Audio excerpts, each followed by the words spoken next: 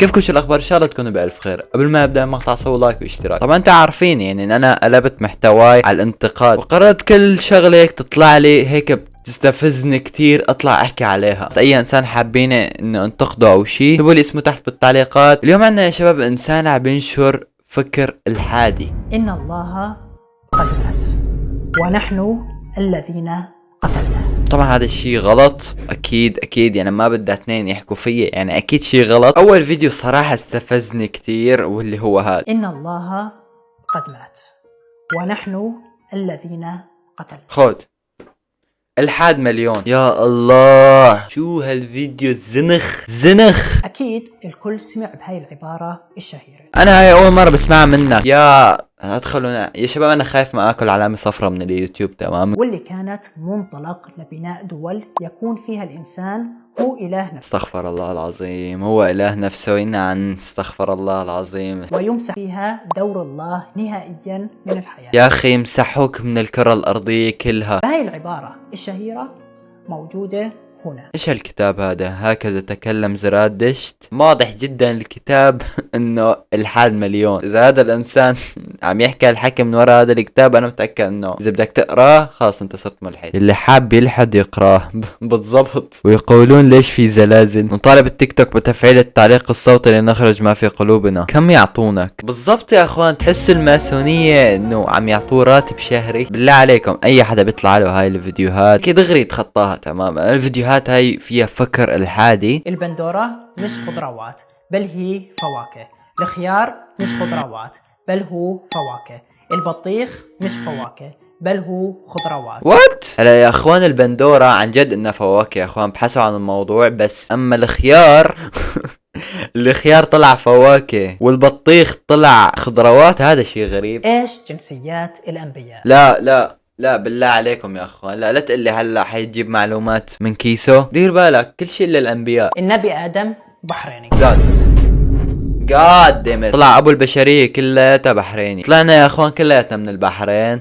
النبي ادريس عراقي. النبي نوح عراقي. النبي هود غير معروف. النبي صالح اردني. النبي ابراهيم ابو الانبياء عراقي. النبي لوط اردني.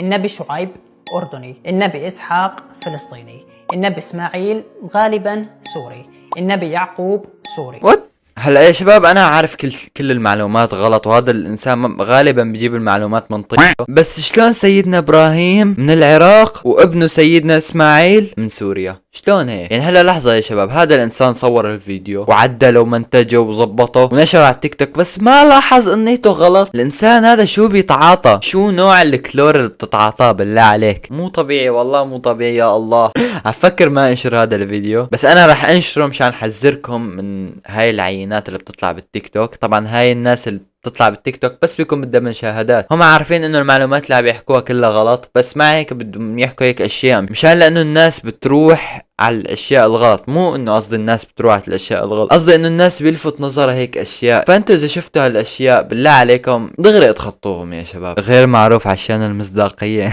النبي هود غير معروف. النبي هود غير معروف. يا اخوان النبي ادم طيب خلق بالجنة، شلون سويته بحريني؟ انا هذا ماني فهمانه. لنقول مثلا نزل بالبحرين، هو اصلا ما نزل بالبحرين، هو نزل بالهند. كيف النبي اسماعيل سوري ووالده سيدنا ابراهيم عراقي؟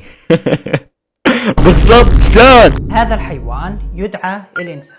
لحظة شوي، كأنه قال على الانسان حيوان. وات ذا هذا الحيوان يدعى قرد البونوبو. الانسان بعيش 50 و60 و70 سنة.